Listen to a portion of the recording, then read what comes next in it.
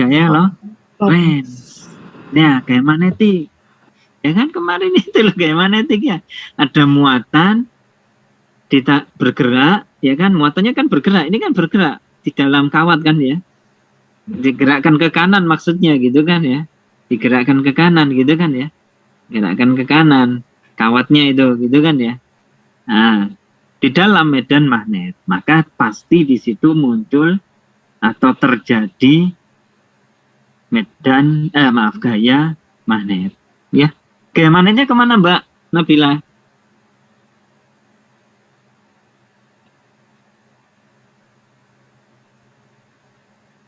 Iya Mbak Nabila. Mbak Nabila, gaya magnetnya kemana? Masih bingung Pak. V ke kanan, D keluar. Ayo, gaya magnetnya kemana? Gaya Lorentz-nya. Ayo, masa F sama dengan Q, V, cross B. Gitu loh, Mbak. Masa lupa, Mbak? Halo, Mbak Nabila.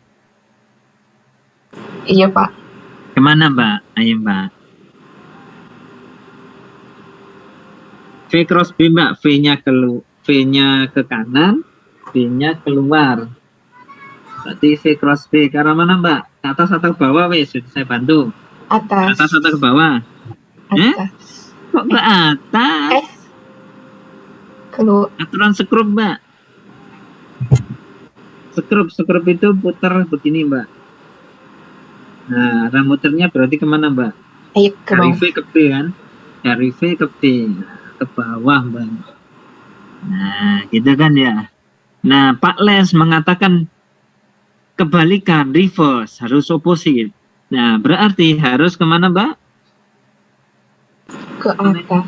Iya, berarti Pak Lens itu mengatakan ini harus opposite, harus kebalikan, ke atas. Sehingga si arus itu terdorong ke atas ini. Itu ya Mbak, bagian yang kawat ini loh Mbak ya. Nah karena ini terdorong ke atas, ini dorong ke kiri, dorong ke bawah, dorong ke kanan, ke atas, kiri, bawah, kanan, atas, kiri. Gitu ya Mbak ya. Halo, gitu ya. Halo, tes, Mas Rifki, Mas Januar gimana? Ada yang mau ditanyakan? Saya tidak, Pak. Ya, gitu ya. Jadi ini tanpa ada baterai atau apapun ya. Jadi itu adalah fenomena yang memang iya fenomena alam ya. Jadi kan tanpa ada penggeraknya apapun ya. Makanya itu disebut terinduksi. Nah, gitu kan ya. Makanya itu induksi, terindus ya. Indus itu apa? Bahasa Indonesianya apa induksi? Terinduksi ya, terpengaruh lah ya. Itu ya, terpengaruh.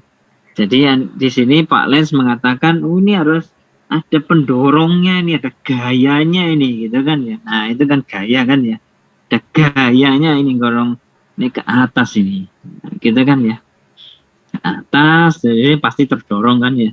Akhirnya berlawanan jarum jam arah arusnya. Oke, gitu ya.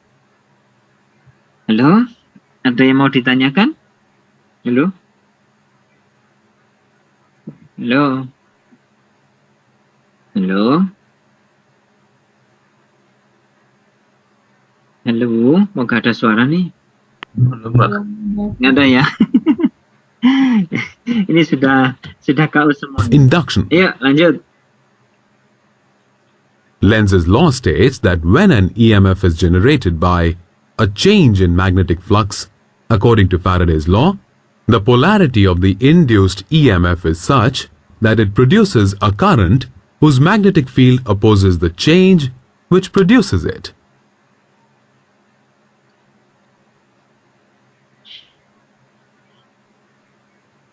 Ya, ini kesimpulannya saja itu ya. Jadi ini kesimpulannya saja gitu ya, yang sudah saya jelaskan tadi panjang kali lebar kali tinggi tadi gitu ya. Yaitu ya perubahan flux ya yang terjadi di sekitar koil ya, kumparan. maka akan menghasilkan akan menghasilkan GGL induksi ya. Kemudian hukum Faraday itu gitu ya, kalau dia tidak ada perubahan flux, artinya fluxnya konstan, maka tidak ada defleksi ya, tidak ada GGL induksi intinya ya. Kalau dia itu ada, maka dia proporsional atau sebanding dengan rate of the change, jadi kecepatan dari flux magnetiknya, gitu ya. Oke, jadi itu kemudian tadi yang terakhir yang membuat Anda mungkin pusing itu gitu ya. Tadi itu ya, yang harus opposite tadi itu ya, harus berlawanan, harus reverse tadi ya. Sesuai dengan hukum Lenz ya, yaitu arah dari arus listrik terinduksi gitu ya, itu selalu berlawanan dengan yang menyebabkannya. Oke, gitu ya. Oke, sampai sini ada yang mau ditanyakan dulu? Halo? Halo? Halo? Gak ada suara nih. Kayaknya ini sudah capek semua ini ya kayaknya ya. Sudah mau makan siang kayaknya ini ya. Capek belum? Halo? Iya, Pak. Hah? Lumayan, Pak. Oh, sudah capek. Oke lah ya, 10 menit lagi lah ya, atau 5 menit paling cepat ya, 5-10 menit ya. Jadi ini adalah yang di slide saya, yang di PPT gitu ya. Jadi ada ini ya, eksperimennya Pak Faraday tadi kayak gini ya, yang ini ya, yang sebelah kiri ini. Kemudian yang kedua, Anda bisa ganti medan magnetnya tadi, sumber dari medan magnetnya Anda ganti sebagai ini ya, bukan magnet batang tapi apa ini, medan magnet dari elektromagnetik ya. Jadi listrik menjadi magnet ya. Magnetnya itu akan masuk keluar atau mendekat, menjauh di loopnya ini, gitu ya. Ini berupa lingkaran. Oke, gitu ya. Oke, jadi ini intinya ya. Jadi intinya adalah ini. Epsilon itu adalah GGL induksi adalah sama dengan minus ya, minus N d flux per dt ya. D flux per dt itu adalah ini ya, fluxnya itu B kali A ya. Seandainya jika A-nya jika B-nya konstan maka tinggal dA ya, ada perubahan A. Kalau B-nya yang konstan maka kalau B-nya konstan maka perubahan A, kalau A-nya konstan maka perubahan B, gitu kan ya. Nah, yang d flux per dt itu adalah kecepatan dari perubahan flux magnetiknya. Tanda minus itu artinya dia melawan penyebabnya, yaitu gaya Lorentz-nya tadi, gitu ya, melawan tadi ya. Oke, jadi ya. Oke, nah seandainya kalau saya punya begini Mas, Mbak. Nah, saya punya sebuah batang logam, saya letakkan di medan magnetik yang arahnya kemana nih? Silang itu keluar atau masuk? Halo? Silang itu keluar atau masuk? Masuk. Masuk ya. Nah, ketika saya punya batang begini, saya gerakkan ke kanan misalnya. Nah, gitu batangnya. Apa yang terjadi, Mas? Di situ kan pasti ada muatan-muatan tuh ya. Pasti ada apa? Apa itu F? Gaya Lorentz. Iya, gaya Lorentz-nya ya. Gaya Lorentz-nya ke atas ya. Kok bisa ke atas? V cross B ya, ke atas ya. Ya, sehingga nanti arus listriknya kemana nanti, Mas, Mbak? Arus listrik terinduksi ke apa? Kemana? Ke bawah. Ke bawah. Ya, gitu ya. Pasti kebalikan ini loh. Ya, jadi menimbulkan apa nih? Yang GGL yang timbul atau arus yang timbul nanti gitu ya. Arus listrik yang timbul, arus induksi yang timbul melawan penyebabnya. Nah, ini kan penyebabnya ke atas nih. Melawan ya ke bawah. Gitu ya. Jadi arus listriknya nanti ke bawah. Ya. Oke, baik lanjut. Nah, ini nggak usah aja, jadi ya bergerak ke bawah itu ya. Oke, jadi ini contohnya ya. Ini contoh gampangannya saja ya. Contoh gampangannya saja. Jadi ketika kita punya solenoida besar sebagai sumber, ini solenoida ya, ini sebagai sumber apa namanya medan magnetnya. Kemudian Anda punya solenoida atau lili kumparan dengan jumlah lilitan tertentu di tengah ini ya, yang kecil itu, yang C ya. Maka ditanya berapa besar EMF yang muncul di sini ya, pasti kecil ya. Yaitu Anda tinggal saja ya, berapa EMF yang muncul di sini ketika ini pasti dimatikan ya. Coba Anda lihat. Jadi ini ya, ketika the current in the solenoid is reduced to zero. Nah, berarti kan listrik yang ada di ini yang di solenoida yang warna biru yang besar ini dimatiin ya. Ya, sehingga menjadi nol ya. Sehingga ada perubahan dari apa? Perubahan flux ya, dari yang ada menjadi nol. Gitu ya. Yang nol nanti ini adalah ini ya, kelihatan kursor saya. EMF-nya itu menjadi fluxnya itu nol ya, karena dimatiin ya. Dimatiinnya itu dari saat ceklek itu selama 25 milisekon ya. Jadi dari ada menjadi tidak ada menjadi nol itu gitu ya, selama 25 milisekon. Jadi cepat sekali ya. Cepat sekali. Kemudian awalnya itu adalah ini ya, flux I. Nah, flux I-nya itu adalah ini. Flux I-nya yaitu dihitung dari yang itu tadi ya. Flux itu adalah B kali A, sehingga ini gitu kan ya, dimana A-nya ini adalah A dari solenoida yang kecil ini gitu ya, A-nya itu ya, Anda tinggal hitung maka ketemu flux yang menembus si yang ini, area yang di C ini ya, itu adalah sekian ya. Ketika dimatiin 0 gitu kan ya, maka perubahannya adalah 0 dikurangi itu ya, dikurangi itu. Oke, nah sehingga nanti Anda tinggal masukkan aja angkanya, maka ketemu GGL induksi yang muncul atau terjadi di kumparan yang kecil ini, yang C itu adalah sekian. Oke, itu saja ya. Ada yang mau ditanyakan? Halo? Ada yang mau ditanyakan? Halo? Halo? Mbak Ivana, ada yang mau ditanyakan Mbak Ivana? Belum ada. Belum ya. Oke, jadi ini terakhir ya, sebelum kita akhiri. Jadi kita punya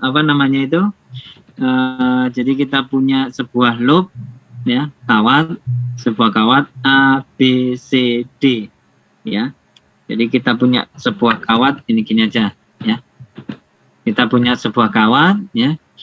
A B mana tadi ya? Mas gak apa-apa lah, ini ketinggalan itu ya. Nah ini ya, sebuah kawat A B C D. Nah A B C D ini sebuah loop ya. Jadi ini jangan kira itu bukan kawat ya. Jadi kotak ini adalah kawat ya. Ini kawat A B C D. Dan di AD ini kita ujung yang di AD ya, sisi di AD ini kita bisa gerakkan ke kanan atau ke kiri ya. Jadi yang sisi sini tadi kawatnya tadi ya, ABCD tadi itu bisa kita gerakkan yang sisi AD itu ke kiri atau ke kanan ya. Terus ini kita letakkan di medan magnetik yang arahnya masuk. Nih silang ya, silang. Maka kalau seperti ini, maka flux awal yang dilingkupi oleh bidang ABCD ini adalah bagaimana? Ini kan ya, B-nya ini ya, B dikali luas ABCD, gitu ya. B kali A kan ya, flux itu ya, itu adalah flux awal. Kemudian kita gerakkan ya dengan kecepatan V sejauh S, maka dia posisinya sekarang ada di sini. Nah, kalau posisinya di sini, maka bagaimana flux yang terjadi adalah yang ini sekarang, yang sempit ini. Paham ya? Halo. Jadi posisinya adalah A aksen, B, C, D aksen. Nggak sampai ke sana ya. Ini. Oke, gitu ya. Nah, sehingga nanti ada terjadi perubahan fluxon ya. Benar nggak? Halo? Halo? Halo? Ya. Nah, terjadi perubahan flux yang aslinya tadi itu selebar ini gitu ya, karena digerakkan ke kanan jadi sempit gitu kan ya. Yaitu flux 2 kurangi flux 1 ya. Flux 2 adalah yang itu ya, ini flux 1 itu ya, sehingga sisanya adalah selisihnya adalah yang area ini gitu kan ya. Karena B-nya kan sama bisa kita keluarin. Ya, gitu ya. Nah, sehingga nanti Anda bisa mencari luasannya ini adalah L kali S kan ya. L kali S. Oke? Di mana S itu gitu ya, Anda bisa ganti V kali DT kan ya. Di mana V ini kali ini.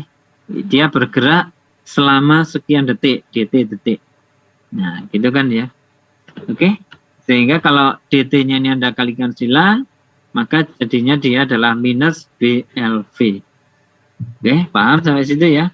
Nah, sehingga dari hukum Pak Faraday itu gitu ya, minus N-nya mana ini kok hilang? Ada yang tahu nggak N-nya kemana?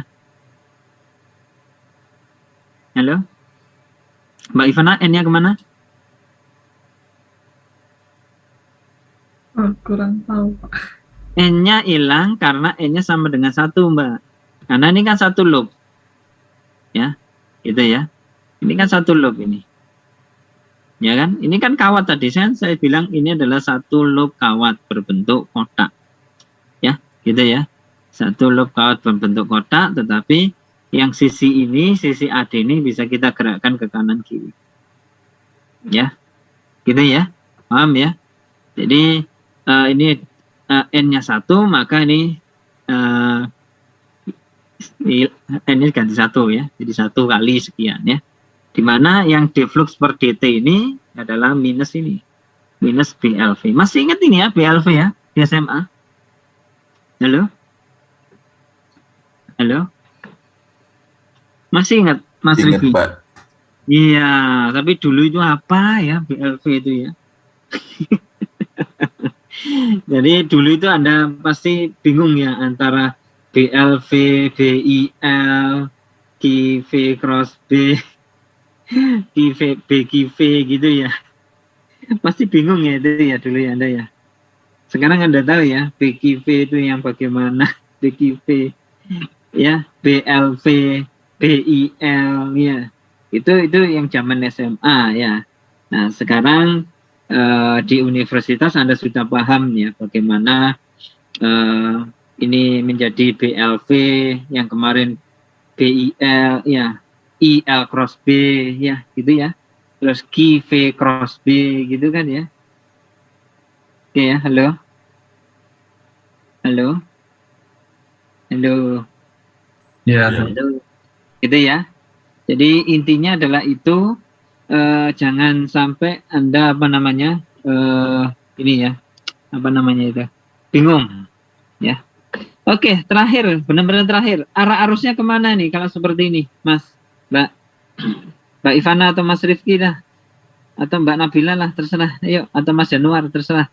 Ke bawah. Arah arusnya kemana nih? Dia gini, searah jarum jam, atau ini aja lah, AD ini ya, ke bawah atau ke atas, gitu aja kayak tadi ya. Ke bawah bukan, Pak? Bawah, Pak. Nah, coba V-nya ke kanan, ya, B-nya masuk. Berarti gaya lorentnya kemana? Ke atas. Ke atas. Berarti melawan, berarti ke bawah. Ya, berarti arah arusnya ke bawah. Ya, berarti dari A ke D. Ya, dari A ke D ke bawah sini. Ya, arah arusnya. Nah, ini ya. Oke ya, seperti sudah ngerti semua ya. Oke, itu saja yang bisa saya sampaikan untuk pertemuan kali ini. Untuk yang selanjutnya di slide ini gitu ya, ada soal gitu ya, ada soal ini gampang, tinggal memasukkan ke rumus ya. Anda pasti sudah paham ya kayak gini nih ya. Jadi masukkan ke rumus, Anda sudah paham lah, nggak usah di ini lagi ya. Oke, yang penting kalau untuk ini nggak usah lah ya. Ini nggak usah, atau mungkin ini nanti PPT-nya saya beri ke Anda ya. Oke, itu saja ya. Baik.